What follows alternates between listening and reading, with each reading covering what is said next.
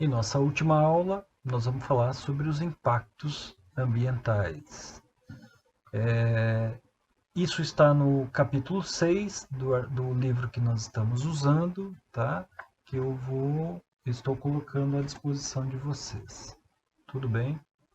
Então vamos lá. Impactos ambientais. Então a população humana, ela vai sobrecarregar os ciclos biogeoquímicos a partir de seus hábitos, tá? A nossa espécie, ela fabrica o que nós chamamos de lixo verdadeiro, ou seja, ninguém mais utiliza praticamente isso aqui, isso vira algo perdido. Então essas montanhas de lixo, ou chamamos de lixão, produzidas pelo homem, como plástico, metais, elas não podem ter suas moléculas quebradas pelos decompositores, portanto permanecem no ambiente durante muito tempo. O mais sério ainda é que o problema das substâncias químicas tóxicas, há vários exemplos de lixo venenoso que vão poluir o ambiente. Então, o aumento populacional, com a evolução das tecnologias, nós tivemos um aumento populacional que levou a cada vez mais ter que suprir de alimentos com a agricultura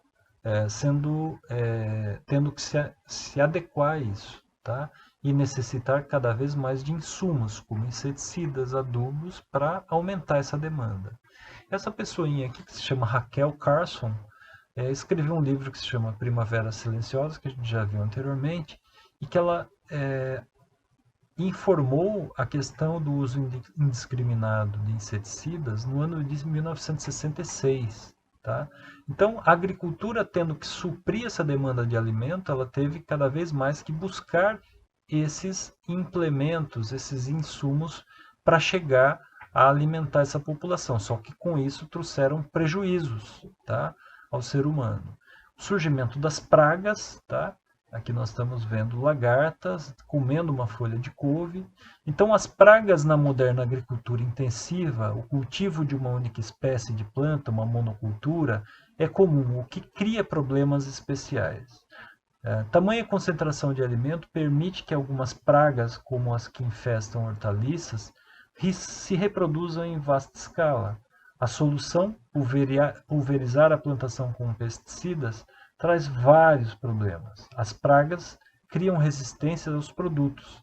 As colheitas apresentam índices tóxicos potencialmente prejudiciais ao homem e substâncias químicas não biodegradáveis passam a fazer parte do ambiente. Os estudos ecológicos buscam atualmente o desenvolvimento de métodos de controle biológico. Então, vamos falar de poluição do ar por monóxido de carbono, tá? O CO. É formado quando os combustíveis fósseis não queimam completamente. 2/3 do CO vem dos automóveis. O álcool combustível diminuiu um pouco essa concentração na atmosfera.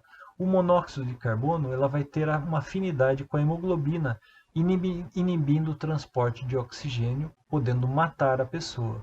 Portanto, uma pessoa que liga o carro dentro de uma garagem fechada, ela pode estar se matando, tá? Dióxido de carbono ou CO2, ele existe na natureza e está aumentando devido à queima de combustíveis fósseis e queimadas. O CO2 é um gás de efeito estufa que provoca hoje o que nós chamamos de aumento de temperatura associado ao gás de efeito estufa. Então, o que nós temos aqui? Conforme nossos hábitos, nós estamos eliminando esse CO2 no ambiente, tá? Que vai formando praticamente como se fosse uma camada de gás de efeito estufa que inibe a difusão desse calor que vem do Sol. Então, o Sol emite a radiação infravermelha, chega no solo e esse solo reflete. Com as camadas de gases de efeito estufa, elas formam uma capa que inibe a difusão desse calor, como se fosse uma estufa, como um viveiro de mudas. Entra a luz e as placas inibem a saída dessa energia, aumentando a temperatura dentro da estufa, aumentando a temperatura no ambiente. Então, o CO2 é um gás de efeito estufa. O óxido de enxofre ele é emitido com a queima de óleo e carvão, tá? O SO2 é produzido dessa combustão, a maior parte vem da combustão do carvão. Nos Estados Unidos eles usam muito carvão para o aquecimento das casas em tempo de muito frio. Por aqui nós vamos ter o processo de formação de chuva ácida provocado pela união do CO2 com a água formando ácido sulfúrico. Tá? Se você inspirar isso, ele vai destruir os seus alvéolos pulmonares. O pH da chuva é de 5,5, portanto ácido, e com a mistura com esses SO2, ela chega a 2,4, portanto muito ácido, acabando com carros e plantações. No caso aqui nós temos uma tabela, tá, de partículas por milhão. Conforme nós temos esse aumento do número de partículas por milhão, tá, nós vamos ter nessa coluna a ligação do CO com a hemoglobina aumentando, e nós temos sintomas clínicos que vão de indícios à dificuldade visual, a paralisia, bloqueio de funções respiratórias e morte. Tá? A próxima tabela, também ligada à qualidade do ar, então nós temos sem poluição, o SO2 até 5, matéria particulada até 30, tá? Quando nós temos as condições críticas, de má a crítica, nós vamos ter a quantidade de partículas, vão estar aqui explícitas, tá? E aqui os danos causados. Poluição da água. Então a água, tá, é uma molécula formada por hidrogênio e oxigênio, e contém gases como O2, CO2, nitrogênio, nitrato, cloreto, carbonato, sólidos representados por pequenos pedaços de matéria orgânica, poeira e areia que podem ser carregados em suspensão, e substâncias dissolvidas que darão gosto, cor e pH característicos à água. Nós precisamos da água. 2 dias sem beber água, você morre. Tá? Então, nós vamos falar de um processo de poluição da água que nós chamamos de eutrofização. É um processo natural de enriquecimento de lagos, represas e rios, resultante de um aumento do nitrogênio e fósforo na água. Tá? Então, nós chamamos de eutrofização. Então, nós temos dois tipos, o oligotrófico, tá? Que é mais simples, com bordas escarpadas, águas claras, baixo enriquecimento de nutriente, pouco plâncton, baixa produtividade, poucas plantas aquáticas. E o eutrófico, que é o ao contrário. Nós vamos ver que nós vamos ter um enriquecimento de nutrientes elevado, muito plâncton, alta produtividade, extensa área coberta com plantas aquáticas, muito sedimento.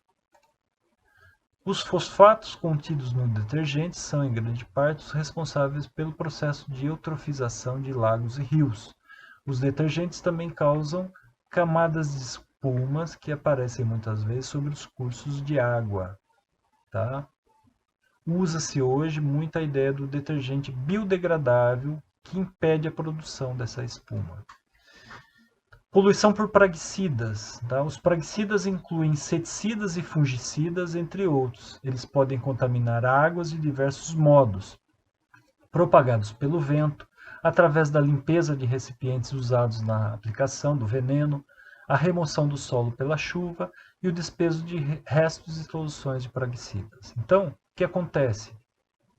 Aplica-se o agrotóxico na planta, a chuva vem, lixivia esses resíduos de agrotóxicos, contaminando os cursos de água. Essas águas infiltram no lençol freático, formação de chuva ácida, entre outros processos, produção de gases tóxicos e poluentes químicos do solo, ou seja, grave. Tá? Poluição por mercúrio, nós vamos encontrar, antigamente, para evitar a formação de vapores nocivos de mercúrio, seus resíduos eram depositados em rios e lagos. Posteriormente, descobriu-se o perigo desse mercúrio. Em 1953, no Japão, uma doença surgiu que chamava mal de Minamata, por ter ocorrido nessa baía com o nome. Os peixes dessas águas, que representavam a dieta básica dessas pessoas, foram contaminados por dimetilmercúrio, Quando as indústrias vizinhas despejaram resíduos com mercúrio nas águas da Bahia. Quando as pessoas da Baía de Minamata começaram a comer esses peixes, comiam esses peixes, o dimetilmercúrio se acumulou no sistema nervoso, no cérebro e medula. Das 121 pessoas afetadas, com cegueira, surdez, descoordenação, deterioração intelectual, 46 vieram a falecer. Algumas fotos de problemas associados principalmente ao sistema nervoso. Isso aqui é literalmente problemas do sistema nervoso, provocados pelo mercúrio. Hoje nós temos o garimpo como um grande problema, né? Então, o que provoca o mercúrio? Aqui nós temos menos mercúrio para mais mercúrio, tá? Então, esse aqui nós vamos ter o dimetilmercúrio, tá? Então, o que acontece? O metilmercúrio, ele chega através do garimpo. Esse peixe se alimenta de pequenos fitoplânctons, algas com metilmercúrio, que é comido por esse, a famosa cadeia trófica, e aí você vai vendo o aumento da concentração do mercúrio até um organismo que vai se alimentar por último e a concentração vai ser muito maior, tá? Isso nós denominamos, a esse processo nós denominamos de magnificação ou biomagnificação. Como a molécula se quebra lentamente, o material químico vai sendo acumulado em níveis cada vez mais altos e tóxicos. O mercúrio assim concentrado passa para o nível trófico seguinte. Ó. Então, aqui nós estamos, ao invés do mercúrio, eu coloquei o DDT. Então, o DDT chegou no fitoplâncton, é um inseticida. Conforme ele foi sendo alimentado, o fitoprodutor foi alimentado pelo consumidor primário, secundário, terciário, nós estamos vendo o aumento da concentração desse produto químico.